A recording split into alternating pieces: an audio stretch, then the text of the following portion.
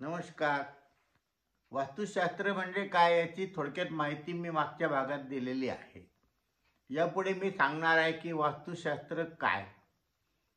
वास्तुशास्त्र म्हणजे तुमच्या घरातील ज्या गोष्टी आहेत महत्त्वाच्या त्या योग्य ठिकाणी आहेत किंवा नाहीत, त्यांच्यावरती कसा परिणाम झालेला आहे. उदाहरणार्थ तुमच्या घराचे प्रवेशद्वार, तुमच्या घरातील देवघर, तुमच्या घरातील संडास बाथरूम, तुमच्या घरात आत असेल तर जिना, तुमच्या घरातील स्वयंपाकघर यांची दिशा कोणती आहे. कारण दिशा ही खूप महत्त्वाची आहे. योग्य दिशेला योग्य गोष्ट जर असेल तर त्याच्यामध्ये सकारात्मक परिणाम होतात. आता आपण पाहतोय की वास्तुशास्त्राची गरज काय आहे.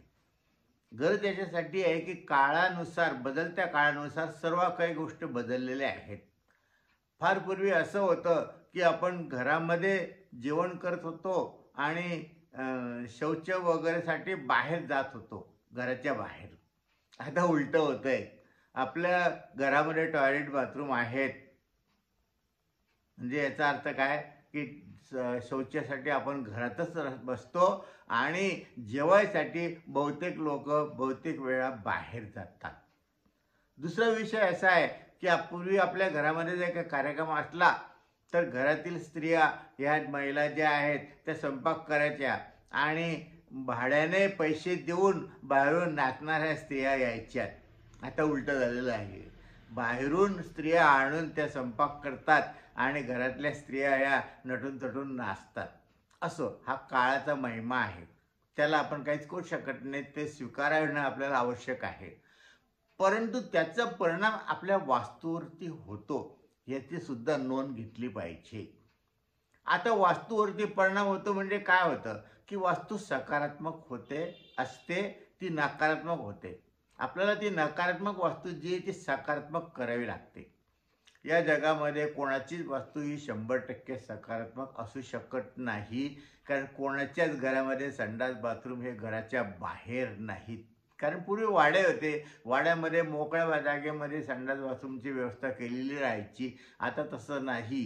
प्रत्येकाला घराच्या आत संडास बाथरूम लागतं आणि संडास बाथरूम घराच्या आतच नव्हे तर रूममध्येच पाहिजे अटॅच बाथरूम.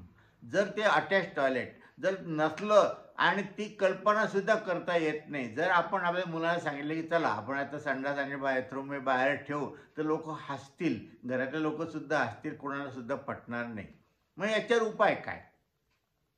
उपाय असतात, त्याला म्हणतात रेमेडीज. ही रेमेडीज करून त्या घराची जी नकारात्मक स्थिती जी असते ती बदलायची असते. घरातील नकारात्मक गोष्टी ज्या आहेत त्या बाहेर काढायच्या असत्या. त्यासाठी ज्या रेमेडीज असतात त्याच्यामध्ये काय काय येतं. त्याच्यामध्ये पिरॅमिड येतं, त्याच्यामध्ये क्रिस्टल येतं, वेगवेगळे यंत्र येतात आणि घरातील सगळ्यात महत्त्वाचं जी गोष्ट असेल ती म्हणजे ब्रह्मस्थान. ब्रह्मस्थान म्हणजे काय. ज्याप्रमाणे आपल्या शरीरात ही नाभी असते आणि नाभी अनेक गोष्टीचं केंद्र, अनेक आजारांचं केंद्र सुद्धा असतं असं सांगतात. आरोग्यशास्त्राने सुद्धा त्याला मान्यता दिलेली आहे. त्याप्रमाणे घरातील मध्यभाग जो असतो तो त्याला ब्रह्मस्थळ म्हणतात. या ब्रह्मस्थळाला इतकं महत्त्व आहे. या ब्रह्मस्थळामध्ये काय असावं आणि काय नसावं. शक्यतो हे ब्रह्मस्थळ स्थान रिकामं असावं. म्हणजे तिथे काही बांधकाम नसावं किंवा काही जड वस्तू नसाव्यात. पण ह्या गोष्टी तर येणारच आहेत.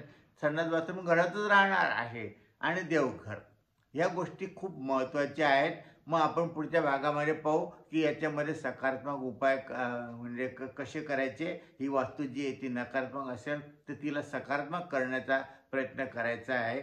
धन्यवाद.